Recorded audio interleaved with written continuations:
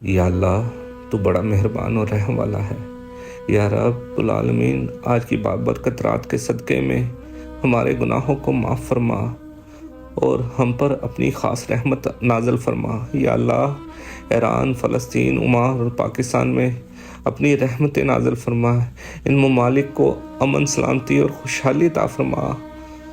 خاص طور پر فلسطین کے مظلوم مسلمانوں کی مدد فرما، ان کی حفاظت فرما۔ یا اللہ، پاکستان کو ترقی، اتحاد اور برکت عطا فرما اور ہر قسم کے فتنے اور مشکل سے محفوظ رکھ۔ یا اللہ، عمران خان کو صحت، ہمت اور صبر عطا فرما۔